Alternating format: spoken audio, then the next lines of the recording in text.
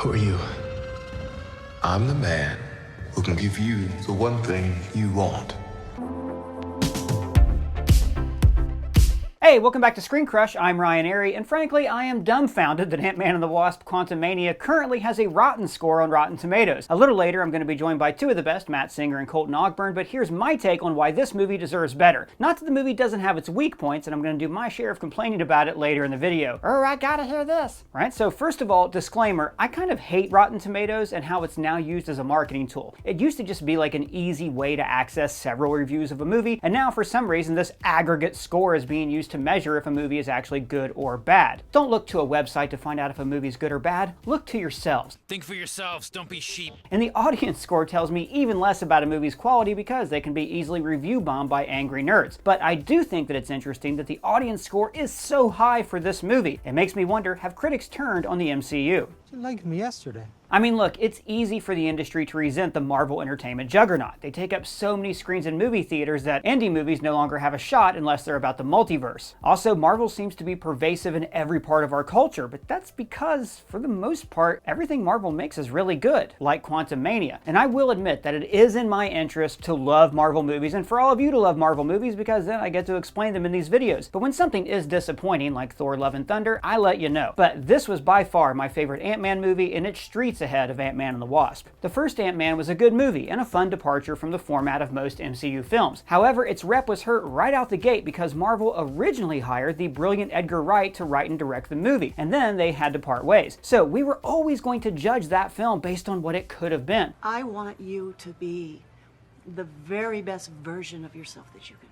But I love everyman superhero characters, the normal guys who aren't geniuses or super soldiers, and Scott Lang is that guy. And the second movie was also pretty fun, mostly because of the people who weren't even superheroes. Oh, you know what? I heard stories like what happened to you. Like this crazy creepy cat who like walks through walls and stuff. Like a ghost. But the whole story about the Hot Potato Lab and Ghost, it really grated on me, especially when I rewatched it. Both Ghost and the Pyms want the same thing. They want to rescue Jan from the quantum realm, and yet they keep fighting. Like Bill Foster actually just turns out to be a really nice guy. Janet has quantum powers until she doesn't. It's just like, it's not the MCU's strongest movie. It's fun, but it never really resonated with me. It never felt like it had an arc or a theme. It was just a movie that we had to watch before Avengers Endgame. Told me yourself not to screw around.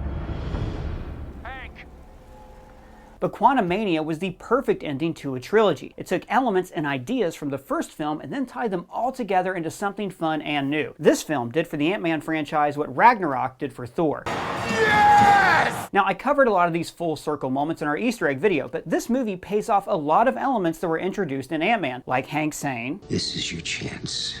The chance to earn that look in your daughter's eyes." And in this movie, Cassie is an activist who is disappointed that Scott is not using his great power for great responsibility. But by the end of the movie, he stands and fights Kang. And this isn't really something that we've seen Scott do before. He's never made the heroic choice when he didn't have to. Or like the fact that controlling ants is a dumb, silly power. But Hank turns this into an epic ability that makes him God King of an extremely advanced civilization. And I also saw a few people complaining online that this movie was too much like Rick and Morty. A valid criticism since former Rick and Morty writer Jeff Loveness wrote the screenplay, and the two do share certain elements, like the councils of Rick and Kang, a microverse, and a weird like alien cultures. But these are not concepts that were original to Rick and Morty. Marvel has had the microverse for decades, and the Council of Kangs first appeared in Avengers 267 way back in 1986. That's before a lot of you were born, like you. Who are you talking to right now? I mean, no one in particular, but wouldn't it be cool if one person got really freaked out when I did that? Yeah, like Blake. I'm talking to you, Blake. Yeah, Blake, we're talking to you. So Quantumania pays off other elements, like how Darren was sent to the quantum realm trying to kill Cassie, but then Cassie turns him to the good side. And Catherine Newton as Cassie is delightful. I cannot wait for her to become the new shrinking superhero in the MCU and to see her join the Young Avengers. Watching her interact with Kate Bishop, Kamala Khan, all those fun crossovers are what we crave from the MCU. And so far, Phase 4 and 5 have done a good job of introducing characters that we really want to see meet in a different movie. And after this movie, Cassie is a fully fleshed out character. She's a capable superhero, has a social conscience, and she is ready to tackle the superhero life. All around, Quantumania is just a good time. Bill Murray's cameo as Krylar is him at his smarmiest. Hank, I've heard all about you. And your aunts. Yeah, but wasn't it kind of lame that the brand new Thanos was beaten by Ant-Man? Alright, so let's talk about Kang, because in the grand scheme of the MCU, he is the most important character in the multiverse saga. First of all, Marvel cast casting director Sarah Flynn hit another home run with Jonathan Majors. So look, when He Who Remains showed up at the end of Loki, at first I thought that Jonathan Majors played the role a little bit too much like Daffy Duck. Ooh, a swing of a miss. But after rewatching it, you can really feel the sadness in this character. We all done horrible, terrible, horrific things. Like, he won the war, but in doing so, he constructed this personal hell for himself. I'm tired. In this scene, his main goal is suicide. Aren't you gonna beg for your life? Good. It's very melancholy, and Majors hits these tones so subtly that I missed them the first time. And now he gets to play a full-on villainous Kang, and he's great. But if I can nitpick here, he begins very overpowered, using telekinesis to hold Cassie hostage. And then later in the fight, he's suddenly depowered. I can assume that this is because his gear was damaged, yada yada, plot holes explained video coming soon. But it does feel like that they needed Ant-Man to square go with him, so they toned down his abilities for the final fight. And by the way, I don't think that Ant-Man beat Kang. He got lucky. He accidentally shrunk him into a multiversal engine that connects to all of time and space. It's the equivalent of Thor dropping Loki into a wormhole at the end of the first movie. He's gonna be fine. And I bet when he returns, he's gonna flat out kill Scott. Oh no! Well look, Scott died in the comics, and that's what led to Cassie becoming a superhero and joining the Young Avengers. But I think that the biggest drawback of this movie is that it's gonna confuse the hell out of people who don't make Easter egg videos for a living. So think about the Infinity Saga. We had all these movies with space rocks that had a special function, and they were even color-coded. The bad guy wanted to collect all these rocks, and it was very easy to understand. But the Multiverse Saga has taken the most confusing scene in Avengers Endgame and made it into the centerpiece of a franchise. Time doesn't work that way. Changing the past doesn't change the future. I mean, I understand it, but I bet a lot of you don't. The concepts of timelines and variants and 1,000 Kangs, time travel, it's a lot for an audience to take in. Also, for a movie called Ant-Man and the Wasp had nothing to do in this film. Janet's arc in the first two movies was reconciling and reuniting with her family, and now that she's got it all together, she's a supporting player in her own film. I can't really name a single character trait she has in this movie, apart from she's smart, heroic, has powers, and these are all generic superhero attributes. But that's just my thoughts. I'm joined here by two of the best. We have ScreenCrush editor-in-chief Matt Singer and ScreenCrush's own Colton Ogburn. So Matt, I want to hear from you. I read your review on ScreenCrush.com, saw where you placed Quantumania in your MCU rankings. Personally, I think you rated it a little bit lower, but I also think that you always rate Doctor Strange too low in that ranking. What did you think of this? Are critics being too hard on this movie? Where did it fall for you? Well, yeah, like you said, you can see, if you want to see my ranking of all of the MCU movies, you can go and check that out at ScreenCrush.com. But, you know, I felt like it was both very different from the other Ant-Man movies in terms of content, but also I kind of felt like I enjoyed it about the same as all the other ones. I think these movies all kind of have their pluses and minuses.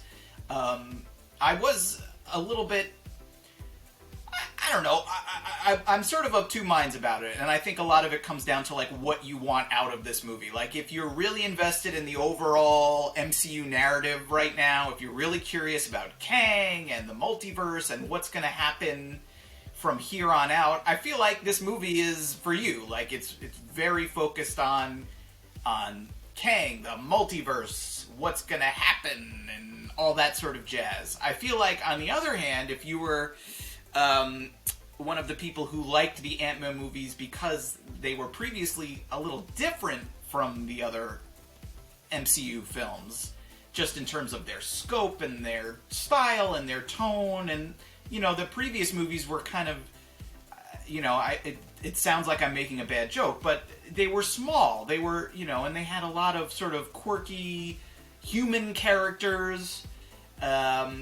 If you enjoyed those movies for that, you're going to be disappointed, I think, by this movie, because the film, you know, within about 10 minutes is inside the quantum realm, and once it's down there, they never leave again, and it's just kind of a big, wild, weird-looking action movie with a lot of sci-fi stuff in it. And again, if that's what you're looking for, I think it's pretty much, you know, it's fine. If you were like, I really like the stuff in the Ant-Man movies where, you know, Paul Rudd's being kind of quirky and struggling with his ex-wife and trying to deal with his friends and trying to balance his life and being a superhero, that is not what you're going to get in this movie. So I feel like what they made is fine for what it is. I don't know that it's going to satisfy a certain segment of the audience. I do wonder if those kind of stories you're talking about, those like small stories about like, oh, I'm dealing with my ex-wife and child support, it seems like some of the Disney Plus shows are picking up that slack. Like those are the kind of stories that we saw in She-Hulk, you know, where she's dealing with being a lawyer and getting hit on in bars and very like grounded things. And like if you look at Ms. Marvel, the best stuff in that was, you know, the stuff about Kamala going to school and not the Jen and the interdimensional stuff, which I've talked about in other videos. So Colton, what about you? What were your thoughts on this movie? You know, where did it hit for you and where did it miss? I overall enjoyed it. I mean, it's far from the best MCU film, but you have to keep in mind that that's a high bar, you know, so I'd say it's probably like a mid-range movie. I would agree that if you're not like a diehard MCU fan, like you're just like a casual moviegoer, maybe you haven't seen the other movies, I do think you are going to feel lost. Like, I try to view it from the perspective of someone who maybe hasn't seen Loki or Multiverse of Madness or WandaVision. I think you are going to feel really lost, especially if you're just like, oh yeah, I liked that last Ant-Man movie, or I saw the last Avengers movie. Going into this, you're going to be like, what's going on? And that really didn't used to be a problem in earlier phases of the MCU. Feige made it a point to make it to where you could go into any MCU film and not feel lost when you go in. And I think with Multiverse of Madness, this movie, even though I've enjoyed both of them, I do think it's becoming a problem for the more average moviegoer. Some pros that I had, like the best part about this movie, I think, was Jonathan Majors. I am so excited for Kang Dynasty now. One of my favorite lines, and it's not a spoiler because it's in the trailer, when he says, "And I will burn them out of time." That is my favorite line from the movie. I liked the Ant family. I really enjoyed getting to see Janet interact with them. We didn't get to see that much in Ant-Man and the Wasp. The Ant-Man movies have teased the quantum realm for, you know, the first two films and then an Endgame. So I think we've been on track to have an Ant-Man movie that takes place in the quantum realm. We've done Scott Gets Small on Earth. You know, we've seen that several times.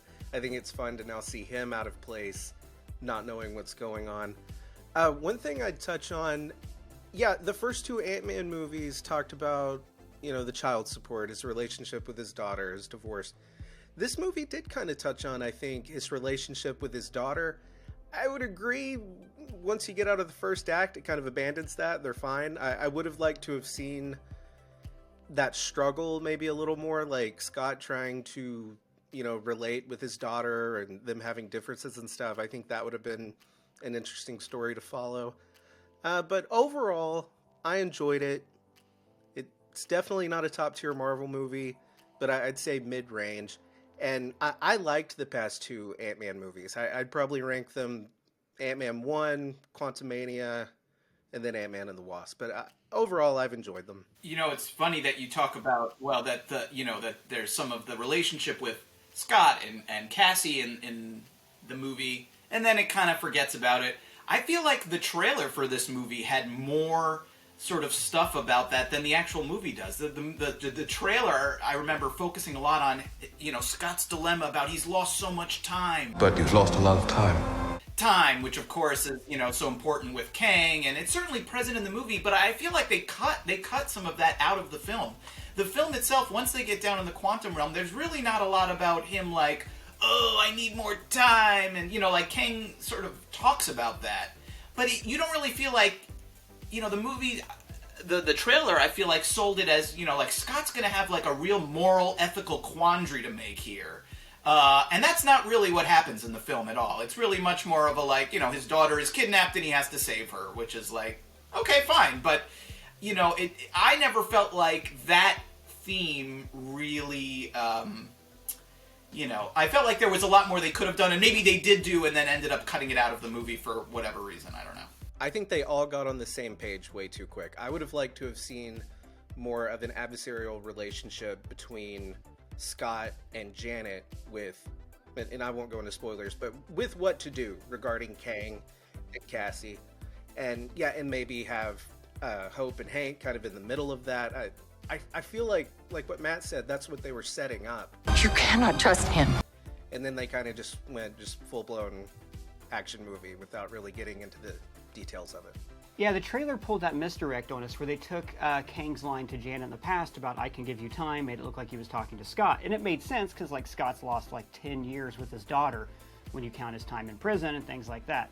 I did like, though, that they gave Cassie, instead of it being about "I want to spend more time with my kid," they've grown Cassie into a character, where she now has her own thoughts on the universe and the world and social activism, and she's pressing her dad to do more, and he just kind of wants to soak in like the celebrity retirement phase of his superhero career. So this is actually, I'd have to go back and check Ant-Man. I'm pretty sure this is the only Ant-Man film where Scott has like an actual arc. Where his character changes, where he's a different person at the end than he was at the beginning. Because in the first Ant-Man film, his goal is, like, he's fine with who he is, he just wants to be with his daughter. So he takes on the heist so he can, be with her and things like that. Even the thing at the end, he's doing so he can pay child support and get to see his daughter. In Ant-Man and the Wasp, he's basically acting out of guilt with Hank and Hope to help them out because he's the reason they're on the run. In this movie, he starts off basically like wanting to step away from the life, and Cassie is pressuring him to do better, to be better, and at the end, he chooses to turn back now that Cassie's safe and to fight a battle that, by all rights, he should have lost against Kang. So I appreciated that aspect of it when compared to the other two movies. I was going to say, but then with everything you just described about his arc, but then the epilogue of the film, he's kind of back like nothing has happened at all. So how does that square with your argument that he's gone through this grand arc and changed in this huge way? But see, the epilogue was my favorite part of the whole movie. For me, that's what cemented the whole movie. So he does change in that, like, he does go back to like his everyday life and things. But at this point, he's earned that look in his daughter's eye, like Hank said. And he is, I think, more willing to step up and help the Avengers and things like that at the end. The epilogue, where he's trying to go back in that life, though, and then he has this realization that, oh God, I've really messed up. And there's all these other clues, like the barista's charging him $12 and the cake tastes terrible. Like, he's got this inkling feeling that, oh, I really screwed up, and he's going to try to kind of wipe it under the rug. And for me, that is the most Ant-Man thing ever. That is like the definition of this character, that he's like this goofy guy, an engineer who's not too bright when it comes to some things. And he's found himself in this bigger story, and suddenly he realizes he is so small and infinitesimal compared to the rest of it, but he can't really do anything about it. So he's there for when they need him, and he's now willing to like let Cassie be in danger and to fight evil and things like that. So he has changed, but he's still like at this point where he's realized, like Doug would say, I am so small. Was that scene not so eerie? Like, I know it was supposed to be kind of funny, the end, when he's thinking about, well, did we beat Kang? And I kind of had chills a little bit, like, ooh, what's about to happen? Is the sky about to break open and it comes a Kang variant? Like, it was so eerie for what's coming. I thought it was done really well. Yeah, I thought that scene was way more eerie than the Council of Kangs post-credits scene, which is supposed to seem really scary. And I think it's just going to come off as confusing, because for me, I was watching it going, it's Immortus, it's Ramatut, who's that other guy? Like, I'm eyeing for the Easter eggs and connections. But I think to the average person who's watching that, they're going to be like, well, wait, hold on. Wait, I didn't see Loki. Wait, what happened? And, like I was saying earlier, the multiverse saga, like the Infinity Saga, it's 6 stones, they have different abilities, different colors, very easy to understand.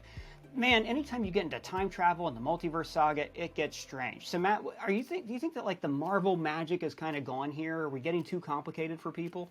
Well, this is anecdotal, but I mean, I saw this movie at a press screening, and since then I've had colleagues talk to me about the movie. I've had a couple of friends who've seen it early talk about it, and generally speaking, like, a lot of people are asking me, like, what does this mean? They're generally very confused by it. And I get it, because Kang, even in the comic books, is an incredibly complex, complicated character with this unbelievably complicated backstory that has been retconned and rewritten over and over. And rather than like simplify it, I don't know if it's to their credit or not, they've really leaned into the incredibly complicated nature of this character. Like, they are really going for it. Maybe it's a good thing, maybe it's a bad thing. Again, that may depend on your perspective. But yes, I do think people are going to be confused. I do think people are going to walk out of this movie and say, what just happened. I think it's even more like simple than that in terms of what's going to confuse them. I don't think people are going to understand what happened to Kang, the guy Kang in this movie. Because I've had people ask me, like, is Kang dead? What happened when he hit that machine? Why did he vanish? Where did he go? Is he really dead? Like, and I think to some extent those questions are what they want. They want you to not know, clearly. I mean, it's a cliffhanger.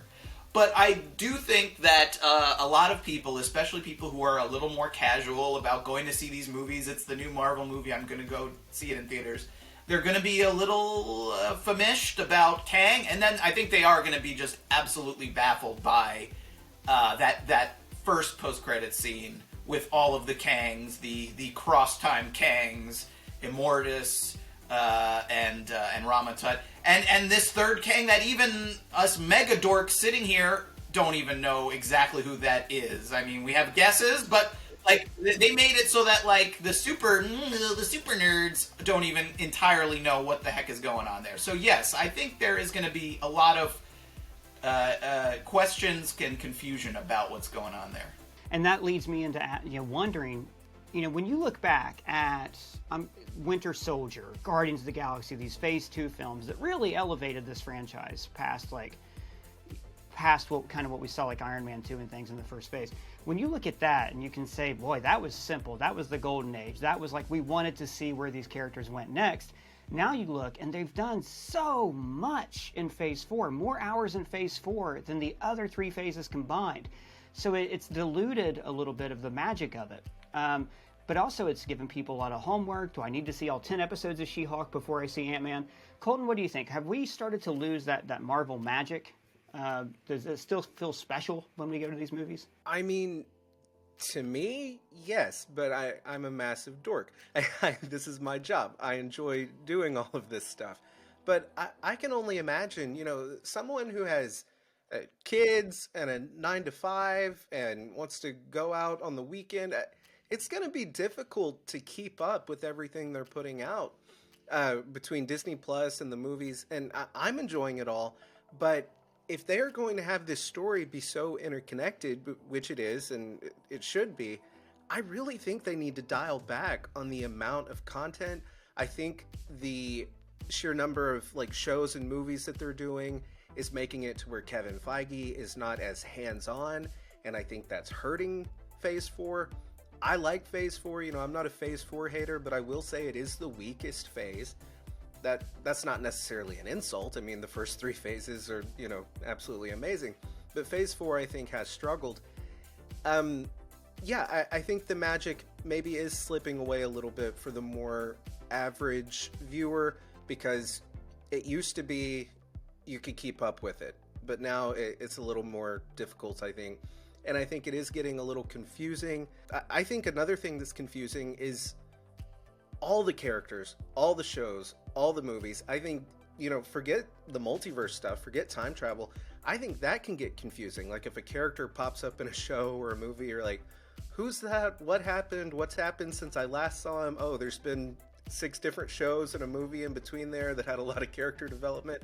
I think that alone is confusing. Then you throw time travel and multiverse into it. So yeah, I do think the average fan is going to be confused, and that's why they need to, come over to ScreenCrush and watch our videos. I thought that Jonathan Majors was a really compelling villain. I think he's, he was scary and menacing, and he gave a fine performance. But I don't know that the film itself really does a great job with really selling Kang. Like, if you know his backstory from lots of Marvel comics, that's great. But again, it's even more fundamental than who the heck are these hundreds of other Kangs at the end of the movie. It's like, who is this guy? Where did he come from? What does he really want? What is he doing? You think about how they introduced Thanos in the MCU, and yeah, he sort of popped up here and there before, but in Infinity War, you really came to understand, here is his backstory, here is what he's doing, this is why he is doing it. In the case of Quantumania, Kang is the main villain, but did we really get his full motivations, his history? No, you didn't. You assume that that's going to show up somewhere else. Maybe that's Loki Season 2, maybe that's another movie's subject matter or another TV show subject matter, but like just for this movie as itself, it's like you have this bad guy who he seems he's the villain, but maybe he claims he's doing things for a good reason, and there's worse things coming, and again, I get it, it's Marvel, they're teasing these things out, it's a huge story. Maybe after 5-10 more movies and shows, we'll look back and say, okay, it all worked out, it all made sense, but like, again, if you don't know who Kang is, if he's just Jonathan Majors in this cool-looking green and purple suit, you might go through the whole movie going like, what does he want? What is he doing? Where did he come from? Why is he doing it? I don't think that this movie unto itself does a great job for, again, a casual viewer, like really making it clear who this guy is, where he came from, and what he wants. Like very fundamental things that it expects you to either know from the comics or just kind of assume, okay, we're going to get there eventually. I think they have made a serious mistake in having Ant-Man and the Wasp defeat Kang in this movie. I think there should have been something where maybe Kang got too full of himself and ended up defeating himself, like something like that, like his own error. I think that, like for example, Thanos, you never for a second thought Thanos was weak. Through Infinity War, Endgame, they were never able to take him. It wasn't until Tony was, able to get the Infinity Stones and literally snap him out of existence. Thanos was never beaten, or even he was able to take on all of the Avengers at once, and they barely got a drop of blood. With Kang being beaten by, and no disrespect to Ant-Man and the Wasp, but if this is the guy that you're gonna have going up against 50 Avengers coming up in like Kang Dynasty and Secret Wars, I think it's a mistake for his first introduction to be, Wasp flies in and shoots him into this portal thing. I think that's a mistake.